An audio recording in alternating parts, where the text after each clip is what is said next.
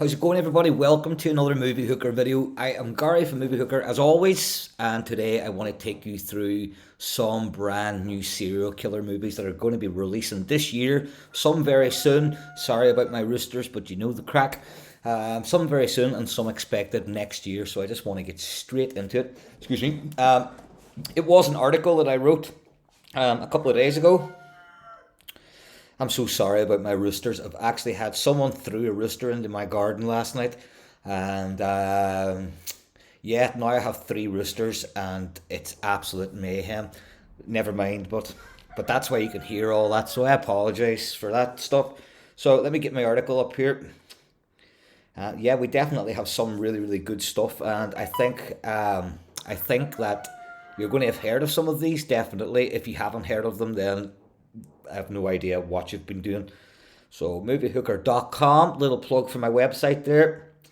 And okay, where are we? New serial killer movies 2024, 2025. Okay. So first up, we have one called Strange Darling.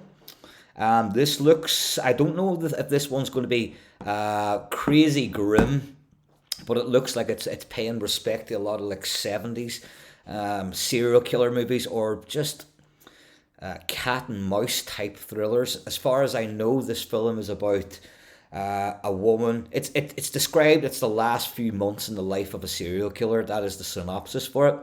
So, from the trailer, what I'm getting from the trailer is that it's a real cat and mouse type thriller. It looks really good. The two lead performances look very strong in this, and it's what I think it's about. It's about a female who is about to get slaughtered by this killer, and she escapes, and it's all about her trying to like running across wilderness. I don't know, with the serial killer on her tail. So yeah, this looks really good. The poster is fucking beautiful as well, and it's currently sitting at 100% on Rotten Tomatoes with nine reviews. Okay, it's just 9 reviews, but that's still very good. So that's Strange Darling.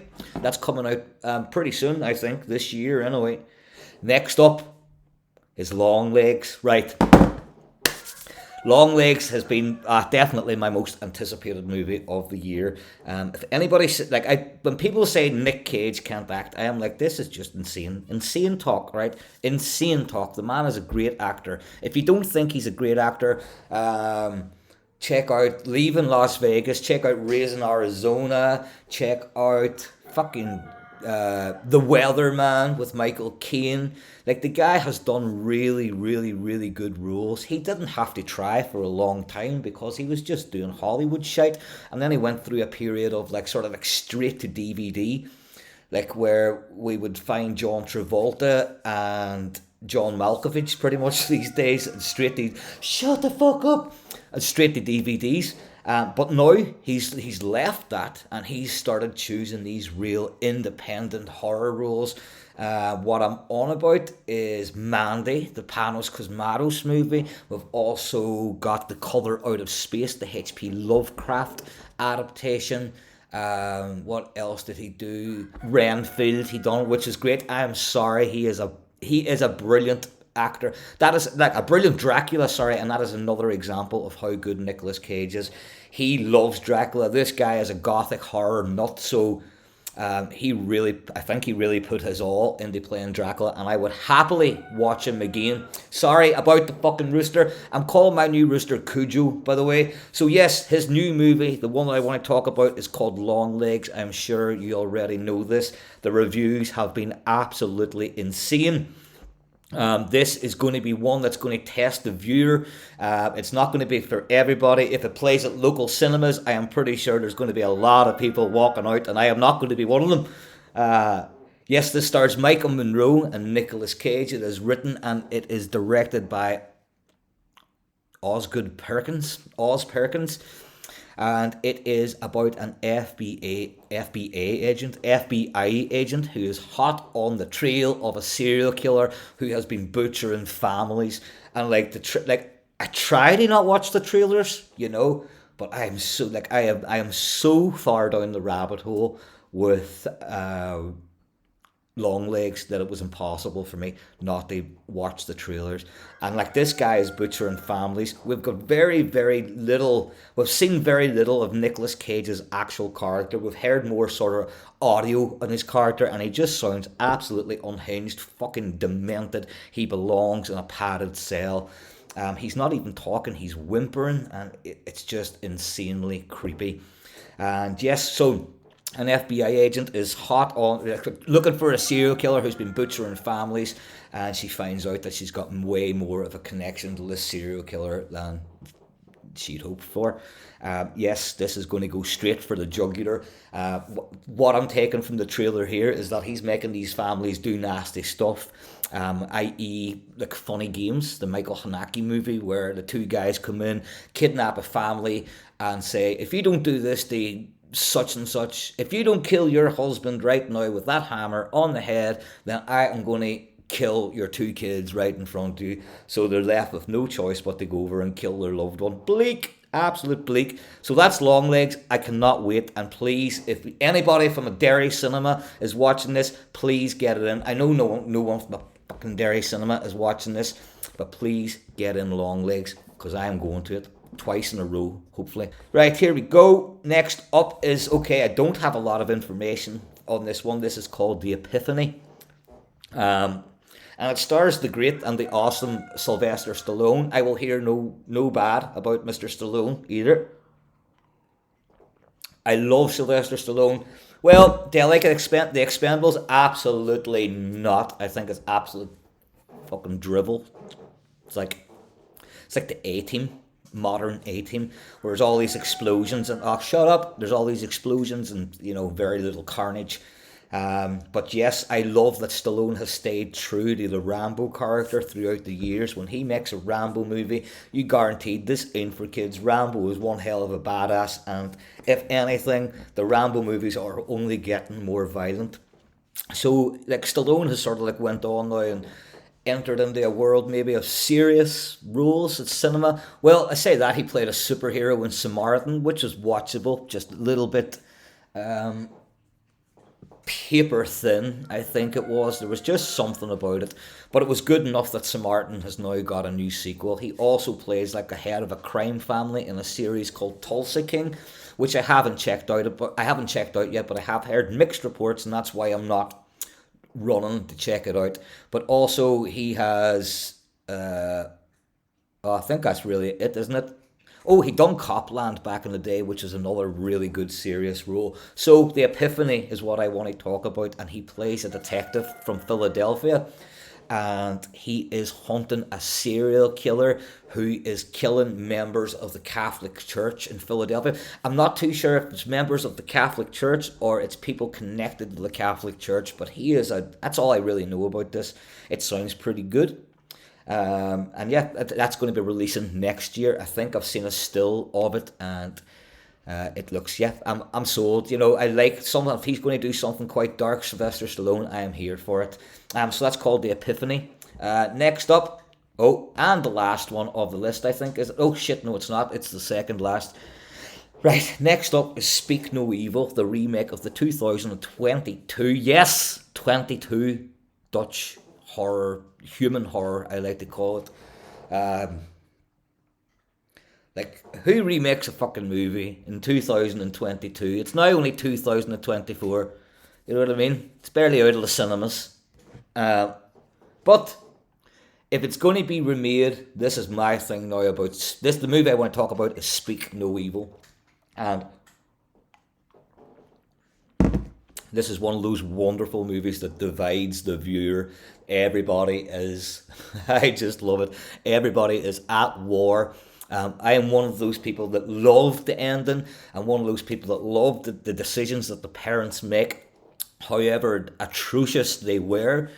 And yeah, I can completely get where people are coming from, going, oh, look, it's fight or flight. If that was happening to my child in front of me, then I would punch the head off them and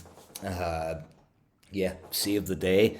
Whereas in reality, as I've said this a million times, in reality, if you're faced with such a fucking extreme situation, Are you going to fight? Are you going to freeze? I don't know. But anyway, let's get away from that and talk about the remake. Yes, the remake is happening 2 years after the original has been released. But the remake is written and it's directed by James Watkins. And if you don't know who James Watkins is, he is the writer and director behind Eden Lake. And Eden Lake is one of my favourite nasty, I'd say human horror as well. And what I mean by human horror is just like normal human beings doing nasty stuff to other human beings with no other purpose than sadistic pleasure. And yeah, just the evil humans, you know. Oh, I'm doing a video here. Do you mind? Come on over then. Come on. Come on. No. No, my cat nearly made an appearance there, but she decided not to. So yes, this is why I was excited about Speak No Evil, because Speak No Evil is like, it's the guy from Eden Lake doing it. And I was like, okay, this film is going to get remade anyway. So let's at least be happy with who it is getting remade by, and I am. Now, I have seen the trailer. I do love the cast. I'm a big fan of James McAvoy as well, and I seen the trailer, and to be honest, I was a little bit underwhelmed.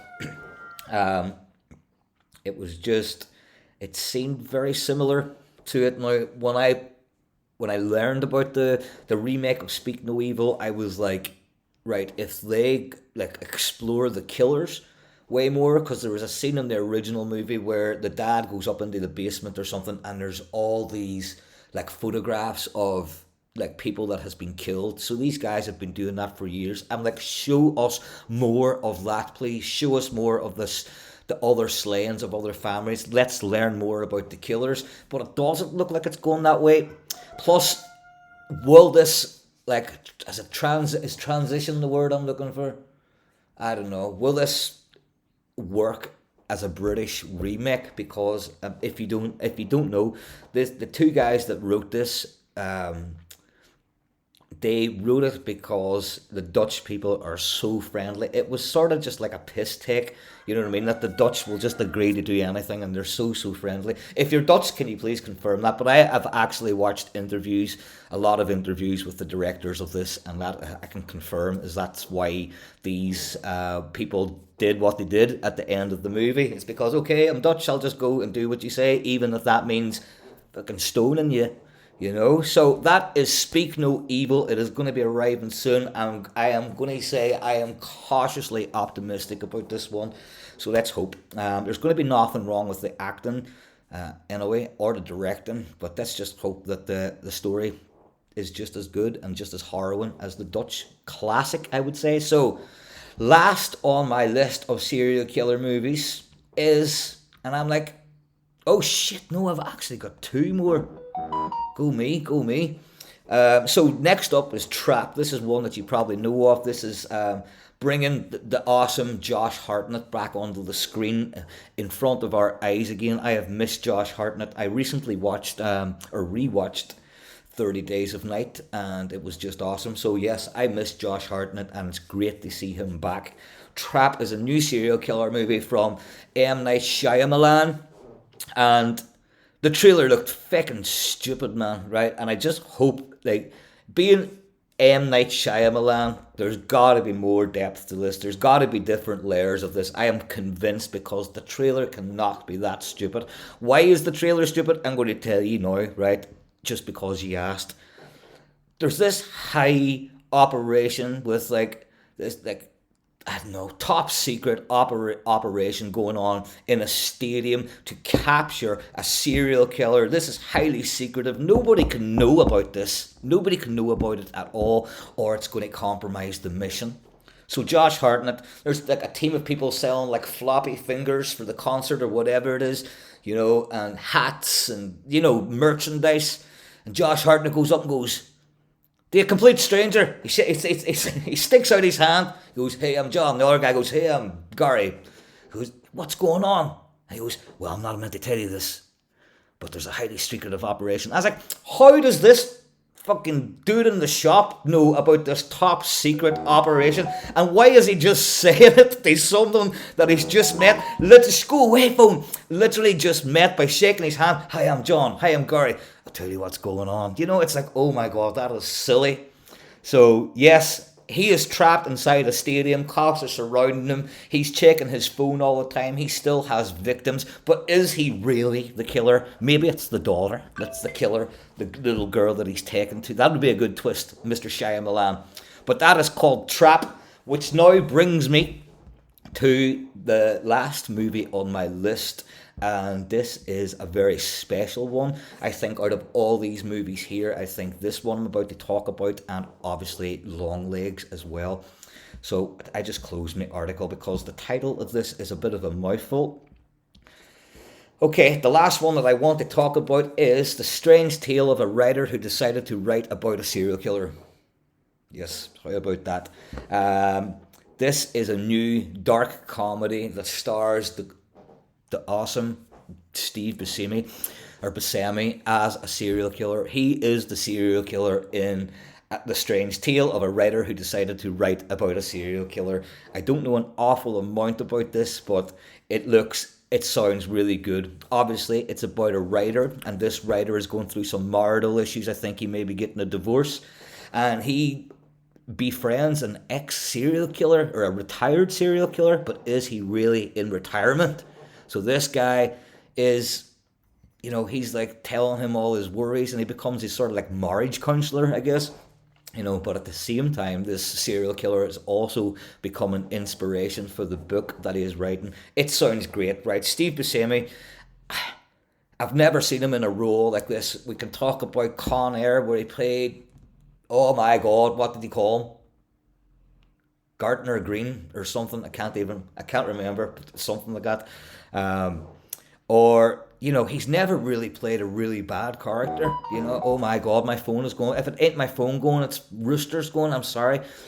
He's never really played a really, really bad character apart from Con Air, and we did not get enough of that character. I will still say, all these years later, if anybody deserves a movie of their own, then we deserve a prequel to Steve Buscemi's character in Con Air. You know I'm right.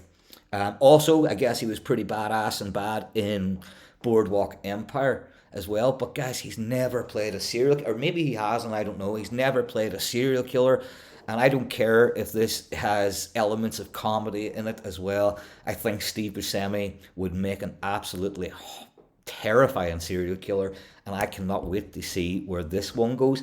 So guys, that is it for this video of upcoming serial killer movies. If you enjoyed the stuff that I've been talking about, then please hit the subscribe button, as it helps. Simple as that. Thank you very much for watching. Word up.